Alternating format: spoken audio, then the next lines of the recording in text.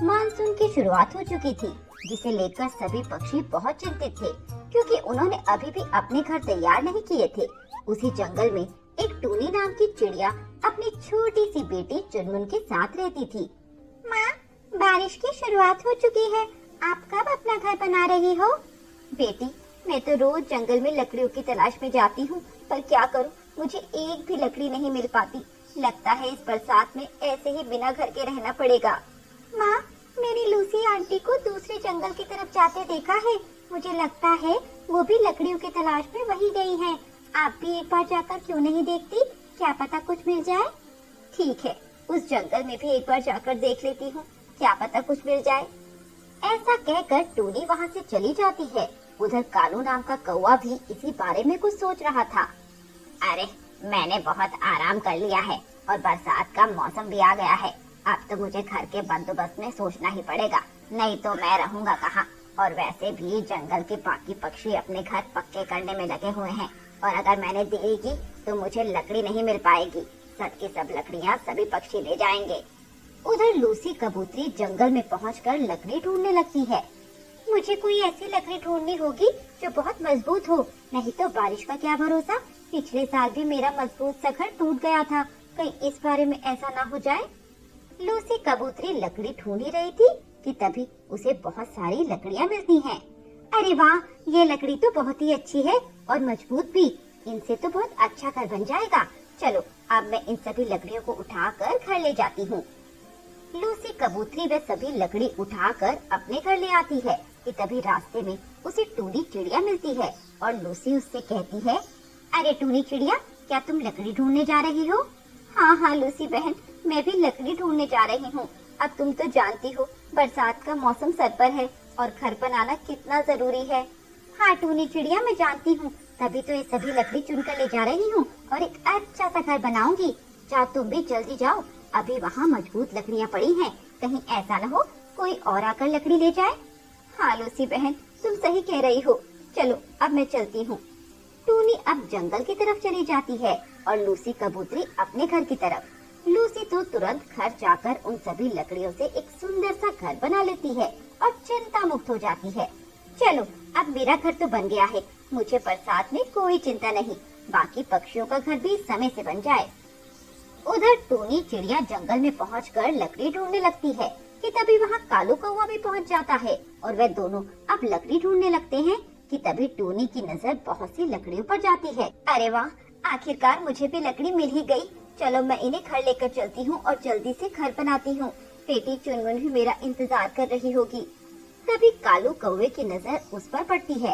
अरे, इस टूनी चिड़िया को भी लकड़ी मिल गई, बस मैं ही रह गया हूँ। अब तो इन लकड़ियों को लेकर अपना एक सुंदर सा घर बना लेगी और मैं ऐसे ही रह जाऊंगा। और बारिश का कोई भरोसा नहीं, कहीं रात को ही हो गई, समझ नहीं आ रहा क्या करूं।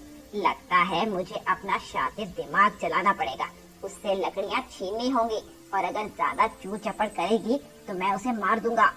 ऐसा सोचकर कालू कौवा टूनी के पास जाता है और उससे कहता है, ए टूनी चिड़िया, इन लकड़ियों की तरफ देखना भी नहीं, इन पर पहले मेरी नजर पड़ी थी, इसीलिए मेरी हैं। नजर पड़ने से क्या होता है, इन्हें उठाया तो मैंने पहले था, इसीलिए मेरी हुई। देखो, तुम मुझसे ज्यादा जुबान मत चलाओ, नहीं तो तुम जानती हो मैं कैसा कौवा हूँ। हाँ, मैं अच्छे से जानती हूँ कि तुम बहुत ही गंदे कौवे हो और तुम्हें कोई कामकाज नहीं है। तुम बस ऐसे ही पक्षियों की नाक में दम करते रहते हो, उन्हें खामखा परेशान करते हो और उनके साथ मारपीट भी करते हो। पर मैं तुमसे नहीं डरती कालू कौवे, समझे ना? चलो जाओ यहाँ से।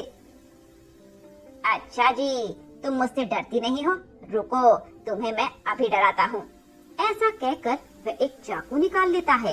देख टूनी चिड़िया, ये लकड़ी तो चुपचाप मुझे दे दे, नहीं तो तेरी खोपड़ी को तेरे शरीर से अलग कर दूंगा और फिर तेरी बेटी का क्या होगा, ये तू अच्छे से जानती है ना। टूनी चिड़िया चाकू देखकर डर जाती है और चुपचाप वे सभी लकड़ियाँ कालू को दे देती है। ये लो सारी लकड़ियाँ कालू, पर मुझे छोड़ दो, मुझे कुछ मत कहो, मेरी सिवा मेरी बेटी का कोई नहीं है। ठीक है, इस बार तो छोड़ देता हूँ, पर आगे से मुझसे पंगा मत लेना, नहीं तो अच्छा नहीं होगा। ऐसा कहकर कालू टूनी से सारी लकड़ी छीन कर ले जाता है। अरे वाह, मेरा तो मजा ही आ गया, मुझे तो अब सारी लकड़ियाँ भी मिल गई और मुझे ज्यादा मेहनत भी नहीं करनी पड़ी। बेचारी टूनी उसे तो अभी भी इस जंगल में रहना होगा और लकड़ी ढूंढनी होगी। अब मैं क्या करूं? मेरी सारी लकड़ियां वो कालू कौवा ले गया। अब मैं अपना घर कैसे बनाऊंगी? टूनी यही सोच सोचकर उदास हो रही थी। उसने पूरा जंगल ढूंढ लिया पर उसे एक लकड़ी नहीं मिली, इसीलिए वे उदास होकर घर लौट आई। क्या हुआ माँ, तुम लकड़ी लेकर नहीं आई? बेटी, मुझे लकड़ी तो मिली थी पर उस कालू कौवे ने बीच में आकर मुझसे मेरी सारी लकड़ियाँ छीन ली और मुझे ऐसे ही खाली हाथ लौटना पड़ा। पर माँ, घर बनाना तो बहुत जरूरी है। अभी जंगल के पक्षी इसी बारे में बात कर रहे थे कि आज बारिश की पूरी संभावना है। और माँ, इसी के चलते सभी पक्षियों ने अपने घर भी तैयार कर लिए। बस पूरे जंगल में हम ही बचे हैं जिनका घर नहीं बना। हाँ बेटा, मुझे पता है, पर मुझे समझ नहीं आ रहा मैं क्या करूँ। मैंने तो सारे जंगल में देख लिया, कहीं भी लकड़ी नहीं बची और बिना लकड़ियों के हम घर कैसे बनाएंगे मेरी बच्ची। टूनी ये कह ही रही थी कि तभी हल्की हल्की बूंदाबांदी शुरू हो जाती है, जिसे देखकर टूनी की चिंता और बढ़ जाती है। अब तो मुझे कुछ करना ही होगा, नहीं तो इस बारिश में हम दोनों माँ बेटी कहाँ जाएंगी? इस समय तो कोई हमारी मदद भी नहीं करेगा। ऐसा सोचकर टूनी फिर से एक बार जंगल में लकड़ी के लिए जाती है, पर इस बार भी उसे कोई लकड़ी हाथ नहीं लगती और उसे खाली ही लौटना पड़ता है। उधर बारिश तेज हो गई थी। टूनी ने खुद को और चुनमुन को बचाने के लिए एक टूटे खोखले में शरण ली और चुनमुन को अपने पंखों के नीचे ढक लिया। ऐसे ही रात बीत गई। पूरी रात बारिश में भीगने से टूनी बीमार हो जाती है। माँ, आपको डॉक्टर के पास जाना चाहिए, आपकी तबीयत तो बहुत खराब हो गई है। हाँ बेटी, मैं डॉक्टर सोनू कबूतर के पास जा रही हूँ, तब तक तू यही रहना। मैं बस यूं गई और यूं आई। ऐसा कहकर टूनी चिड़िया डॉक्टर सोनू कबूतर के पास जाती है। सोनू कबूतर का घर एक सेब का घर था, जिसके अंदर सोनू कबूतर रहता था। टोनी चिड़िया, तुम तो बहुत ज्यादा बीमार लग रही हो। हाँ सोनू डॉक्टर जी, मैं बहुत बीमार हूँ, इसीलिए तो आपके पास आई हूँ। आप मेरा इलाज कीजिए और मुझे ठीक कर दीजिए। डॉक्टर सोनू टूनी का बुखार चेक करता है। टोनी, तुम्हें तो बहुत तेज बुखार है, लगता है कल रात बारिश में भीग गई थी। हाँ, कल की पूरी रात में भीगती रही, इसीलिए बीमार हो गई। पर करती भी तो क्या, घर तो मेरे पास है नहीं जिसमें अपना सर छुपा लेती, इसीलिए रात भर बारिश में भीगना पड़ा। टूनी उसे कालू कौवे वाली पूरी बात बताती है। सोनू टूनी की बातों को सुनकर अफसोस करता है और उसकी मदद करने की इच्छा जाहिर करता है।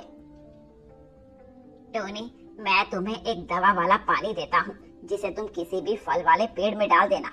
उस दवा वाले पानी से उस पेड़ का एक फल बड़ा हो जाएगा, जिसको तुम खोखला कर लेना और खोखला करके उसमें अपना घर बना लेना। टोनी चिड़िया उस पानी को लेकर अपने घर आ जाती है और उस पानी को एक आम वाले पेड़ की जड़ में डाल देती है।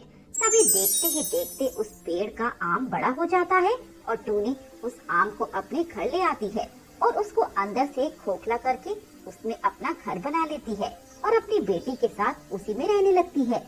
माँ, ये आम का घर तो बहुत ही सुंदर और ठंडा है, इसमें तो मुझे बहुत अच्छा लग रहा है। अच्छा, तुझे ये घर इतना अच्छा लगा? हाँ माँ, अब हम इस घर में धीरे धीरे अपना सामान जमा लेंगे और एक टीवी और एक बेड भी ले आएंगे। हाँ मेरी बेटी, हम सब कुछ ले आएंगे, तू चिंता मत कर। फिर अगले दिन बहुत तेज बारिश शुरू हो जाती है और बारिश के साथ आंधी भी चलने लगती है और इतनी तेज आंधी में सभी पक्षियों के घर टूट के गिर जाते हैं और वे सभी पक्षी बेघर हो जाते हैं। पक्षी दोस्तों, इस तेज बारिश में बाहर रहना खतरे से खाली नहीं, हमें जल्दी किसी सुरक्षित जगह पे चलना चाहिए। वो देखो, वो आम का घर, वो तो टूनी का घर है ना। चलो हम सभी उसी के पास चलते हैं और उससे मदद मांगते हैं। वे सभी टूनी के घर जाते हैं। टूनी चिड़िया अपने उस घर में आराम से बैठी थी। उसे इतना शांत देखकर सभी पक्षी उससे पूछते हैं, टूनी चिड़िया, तुमने इतना बड़ा आम का घर बनाया कैसे? जरा हमें भी बताओ, हमारा घर तो इस आंधी में टूट गया, बस तुम्हारा ही घर बचा है। बताओ ना, तुमने ये कैसे बनाया ताकि हम भी ऐसा घर बना सकें। टूनी उसे डॉक्टर सोनू के दिए दवा के पानी के बारे में बताती है। अगर तुम्हें भी ऐसा घर बनाना है तो तुम सभी को डॉक्टर सोनू के पास जाना चाहिए, वही तुम्हारी मदद कर पाएंगे। वे सभी सोनू के पास जाते हैं और उससे वही दवा का पानी मांगते हैं। ठीक है, तुम सभी को वो दवा वाला पानी दे दूंगा, पर इस कालू कौवे को किसी कीमत पर नहीं दूंगा, क्योंकि ये अच्छा पक्षी नहीं। इसने टूनी चिड़िया से उसकी लकड़ियाँ छीन ली। क्यों, सही कहा ना कालू? कालू अपना सर शर्म से झुका लेता है और डॉक्टर सोनू से माफी मांगता है।